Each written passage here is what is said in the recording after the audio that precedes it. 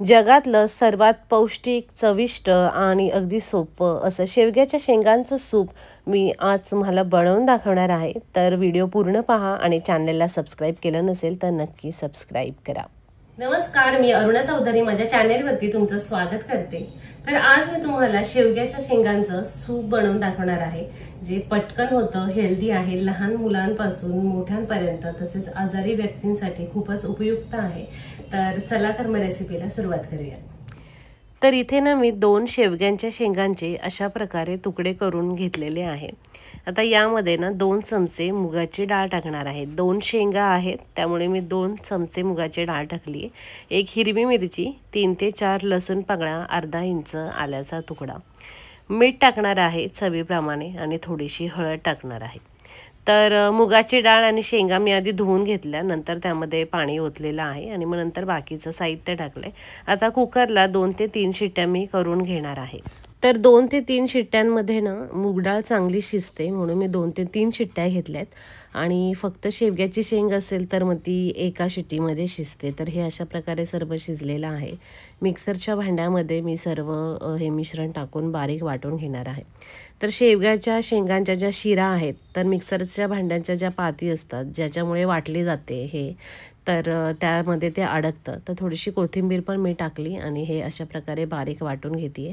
तर एक पातेलं ठेवलेलं आहे गॅसवरती आणि तुम्ही पाहू शकता हे असं त्या पातींना लागतं. तर ठीक आहे, अजून जास्त बारीक करता आलं तर तुम्ही करू शकता.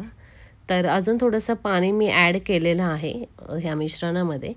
तर पातेल्यावरती चाळण ठेवली आणि यामध्ये सर्व मिश्रण छान असं गाळून घेणार आहे. सूप जेवढं घट्ट पातळ हवं आहे त्या प्रमाणात अजून यामध्ये तुम्ही पाणी ॲड करू शकता. तर सर्व छान अशा प्रकारे गाळून घेतले. तर यामध्ये मी पाव चमचा चिली फ्लेक्स टाकणार आहे, जे ऑप्शनल आहे. तुम्हाला टाकायचं असेल तर टाकू शकता, नाही टाकलं तरी चालेल. आणि पाव चमचा मिरीपूड. तर मिरीपूडने सूपला खूप छान चव येते. थोडंसं चाखून बघा आणि मीठ टाकू शकता अजून तुम्हाला वाटलं तर, पण मी आधीच मीठ यामध्ये टाकलं होतं. तर छान मिक्स करून घेणार आहे आणि यामध्ये ना पाव चमचा बटर टाकणार आहे. बटरसुद्धा ऑप्शनल आहे, तुम्हाला हवं असेल तर तुम्ही थोडंसं पाव चमचा तूप ॲड करू शकता. तर पण बटरने ना खूप छान अशी चव येते. तर पुढचे 2 मिनटे छान उकळी घेणार आहे आणि मस्त गरम गरम अत्यंत पौष्टिक असं हे शेवग्याच्या शेंगांचं सूप बनून तयार आहे. तर शेवग्याच्या शेंगांमध्ये भरपूर प्रमाणात प्रोटीन, कॅल्शियम, फायबर असतं. तुम्हाला हवं असेल आणि तुमच्याकडे जर मोरिंगा पावडर असेल म्हणजेच शेवग्याच्या पानांची पावडर, तीसुद्धा तुम्ही यामध्ये ॲड करू शकता. तर लहान मुलांपासून मोठ्यांपर्यंत तसेच आजारी व्यक्तींसाठी तुम्ही हे सूप बनवू शकता. आठवड्यातून निदान 2दा तरी हे सूप करून पिलं पाहिजे. तर मस्त हे शेवग्याचं सूप बनवून तयार आहे. तुम्ही घरी नक्की ट्राय करा आणि रेसिपी कशी वाटली कमेंट करून नक्की सांगा. व्हिडिओ लाईक करा, शेअर करा आणि चॅनलला सबस्क्राईब केलं नसेल तर नक्की सबस्क्राईब करा.